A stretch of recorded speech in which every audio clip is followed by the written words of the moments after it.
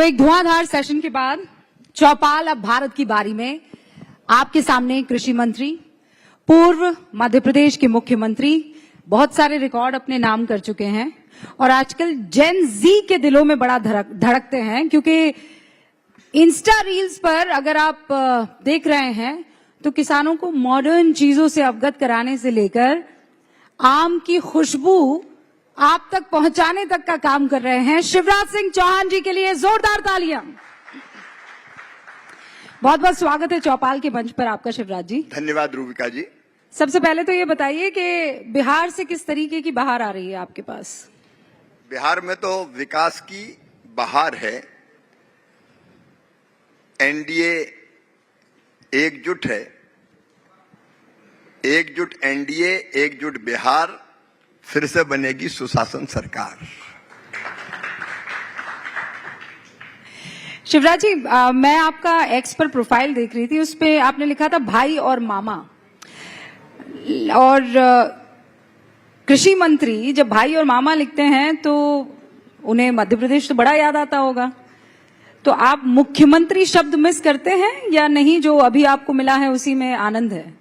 देखिए, मंत्री, मुख्यमंत्री, विधायक, सांसद, ये सब आने जाने हैं। भाई परमानेंट है, मामा परमानेंट है। और सबसे बड़ी बात यह है, मैं प्रेम को ही ईश्वर मानता हूं। भारत में आज नहीं, हजारों साल पहले से कहा, आत्मवत सर्वभूतेषु, सिया राम में सब जग जानी। सृष्टि के कण कण में वही विराजमान है। इसलिए तो अपने देश ने कहा वसुधैव कुटुंबकम, सारी दुनिया ही एक परिवार है। ये धरती तो वो धरती जहां जो कहती है प्राणियों में सद्भावना हो और विश्व का कल्याण हो।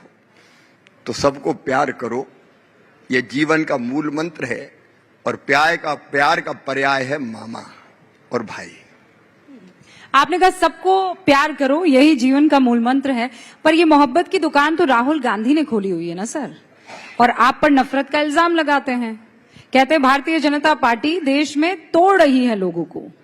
दुकान खोलने में और दिल से प्यार करने में अंतर है। हाथी के दांत खाने के और दिखाने के और इसलिए मैं उस पर विस्तार से नहीं जाऊंगा। लेकिन अभी जब मैं बाहर बैठा था, मुझसे रहा नहीं जा रहा, तो मैं बड़ी जोर जोर से यहां से आवाज आ रही थी। ऐसा लग रहा है लोग गरज रहे थे। और तब मेरे मन में, मैं वहां चर्चा कर रहा था, इस देश में कुछ हो ना हो, 5 साल, 12 महीने, 24 घंटे चुनाव की तैयारी जरूर चलती रहती है। अब बिहार में जंग शुरू हो गई है, उसके बाद बंगाल में, उसके बाद आसाम में, उसके बाद तमिलनाडु में।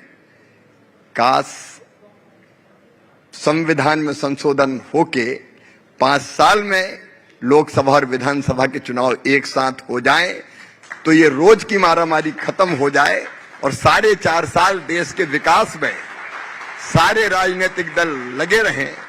अब देखिए कितनी एनर्जी जाती है। केंद्रीय मंत्री, मुख्यमंत्री, सांसद, विधायक, कार्यकर्ता, सब अपना अपना काम छोड़ के लग गए चुनाव में। एक चुनाव, दूसरा चुनाव, तीसरा चुनाव, चौथा चुनाव, 5वां चुनाव।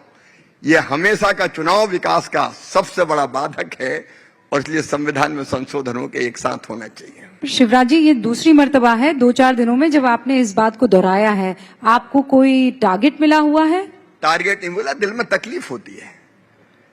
अब मैं कृषि मंत्री हूं, लेकिन बिहार में चुनाव हो रहे हैं, तो खेतीबाड़ी थोड़ी देखूंगा, चुनाव देखने जाना पड़ेगा मुझे। हर एक पार्टी अपने अपने कार्यकर्ता भेज देती है। मैं कृषि मंत्री नया बना, झारखंड में चुनाव आ गए, तो खेतीबाड़ी छोड़ के झारखंड चले गए। अब आप सोचिए, मैं बहुत गंभीरता से आपके माध्यम से, चौपाल के माध्यम से देश की जनता से कहना चाहता हूं, विचार करो। हमारी सारी एनर्जी चुनाव जीतने में और चुनाव लड़ने में लगती है। नहीं, पर शिवराज जी, जनता तो तैयार हो जाएगी, उनको तो चलिए एक ही बार में चुन लेना होगा। आपके साथी लोग तैयार होंगे क्या?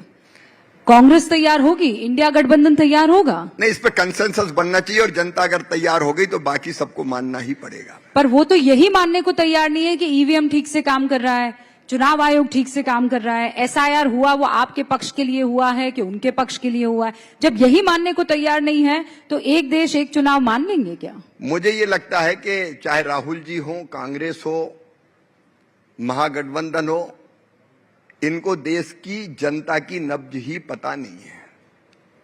ये ऐसे मुद्दों को लेके खुद का टाइम खराब कर रहे हैं जिनसे इनको कुछ फायदा ही नहीं होने वाला। ऐसा यार कोई मुद्दा है क्या? अगर वोटर लिस्ट कोई शुद्ध करे, किसी को डेथ हो गई हो उसका नाम काटे, अगर ये पूछे कि तुम यहां रह रहे हो तो कब से रह रहे हो, तुम्हारे फोर फादर्स कहां थे, तुम यहां के हो कि नहीं हो, देश के हो कि बाहर से आके रहने लगे, इसमें किसको आपत्ति हो सकती है? पर शिवराज जी जब भी वो चुनाव जीतते हैं ईवीएम सही है, हार गए तो ईवीएम का दोष है। नाच ना जाने आंगन टेढ़ा, जनता का नब्ज पहचानते नहीं है, देश की समस्याएं जानते नहीं है, देश की संस्कृति, जीवन मूल्य और परंपरा का पता नहीं है। कहां कंबोडिया में जाके काफी और कौन सी काफी वो बनाना सिखा रहा है जनता को। अब हिंदुस्तान की जनता को कंबोडिया की काफी कैसी बनती इससे क्या लेना देना है? राहुल जी के होते हुए भारतीय जनता पार्टी को। पर वहां पे तो ये भी कहा जा रहा है कि यहाँ हिंदुस्तान में लोकतंत्र खतरे में है। शिवराज सिंह चौहान जी मतलब कॉफी बनाते पीते वो ये बात कह रहे हैं। लोकतंत्र खतरे में तो देश में रहो ना भाई, विदेश में भक्के काय को रहे? लोकतंत्र यहां बचाओ, कौन मना कर रहा है? अब आप देखिए, विदेशों में जाते हैं और अपने देश की आलोचना करते हैं, कोई करता ही है? मैं याद दिलाना चाहूंगा रूबिका जी, जब स्वर्गीय मनमोहन सिंह जी हिंदुस्तान के प्रधानमंत्री, हमारे देश के प्रधानमंत्री थे, मैं मुख्यमंत्री था, मैं अमेरिका गया था उस समय वाशिंगटन डीसी में। मुझे पत्रकारों ने पूछा था कि भारत के प्रधानमंत्री अंडर अचीवर है? मैंने कहा कि भारत के प्रधानमंत्री हैं, कांग्रेस के प्रधानमंत्री नहीं है, वो देश का गर्व है और भारत का प्रधानमंत्री कभी अंडर अचीवर नहीं हो सकता। ये मेरे शब्द थे अमेरिका में। आप विदेशों में जाओगे और देश की आलोचना करोगे, देश को बदनाम करोगे। मामला तो आगे ये अपराध है, ये पाप है। शिवराज जी मामला आगे निकल गया है, वो विदेशों में जाकर भारत की आलोचना से कर रहे हैं, ये आप कह रहे हैं। एक कदम और आगे बढ़े हैं, वो विदेशियों पर भी भरोसा कर रहे हैं। जैसे ट्रंप को लेकर अभी उन्होंने एक ट्वीट किया है। कल ट्रंप ने कह दिया कि मैंने मोदी से बात कर ली है और अब रशिया से ऑयल नहीं खरीदा जाएगा। तो वो राहुल गांधी कह रहे हैं कि देखिए ट्रंप ने दोबारा सम्मान से समझौता करवा दिया। ना जानते हो, देश की संस्कृति, जीवन मूल्य, परंपराओं से जिनका कोई वास्ता ना हो, वो देश की नहीं विदेश की ही मानेंगे, ऐसा मुझे लगता है। मैं आपको एक तस्वीर दिखाना चाहती हूँ और फिर बिहार चुनावों की बात करेंगे। क्या वो तस्वीर आप यहाँ प्ले कर सकते हैं? जो तस्वीर मैं आपको दिखा रही हूँ, कल आप सामने टीवी पे, अच्छा वहां सामने टीवी पर, हाँ। ठीक है, आप आ जाओ, हम किसानों वहां सामने टीवी, ये देखिए वहां पीछे की तरफ टीवी पर कल की तस्वीर है। भोपाल में आप थे और वहां कांग्रेस के प्रदेश अध्यक्ष आए थे, बोरा लेकर आ गए। बोरे में क्या था? ऐसा मैं तो हर एक का स्वागत करता हूँ। वो आए तो मैं अंदर बुलाओ, बाहर का के लिए। लोकतंत्र है, मामा सबसे मिलेगा। मैं पंजाब में मिल के आ गया तो मध्य प्रदेश में मुझे क्या दिक्कत थी? अब वो अकेले आए तो मैं बाहर गया ढूंढने में, किसान कहाँ है? किसानों को भी अंदर लाओ, घर में बिठाऊंगा। किसानों को बुला लो, किसानों को बुलाओ। मैंने कहा बुलाओ किसान। एक मिनट। फिर बुलाया गया किसानों को। हम ढूंढ के किसान लाए बाहर से, मैं खुद लेने गया कि आओ भाई आओ, बैठो और बात करो, इसमें क्या दिक्कत है? सर वो बोरा लेकर आए थे, उन्हें लगा कि आप उनकी बात नहीं सुनेंगे, आपने तो सुन ली। ठीक नहीं किया ना आपने? देखिए मैं तो हर एक की बात सुनता हूं, लेकिन बात जैसी हो, बात में वजन हो। वो बात करने आए थे सोयाबीन की और बोरा लेके आ गया गेहूं का।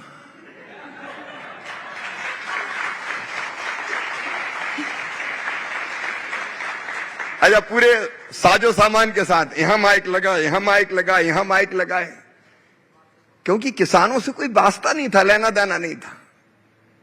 केवल वो मीडिया में दिखने के लिए नौटंकी करनी थी। तो माइक लगा, लगू के किसान चिल्लाएंगे और चले जाएंगे। मैंने कहा बैठो, बात करो, तथ्य दो, तर्क दो।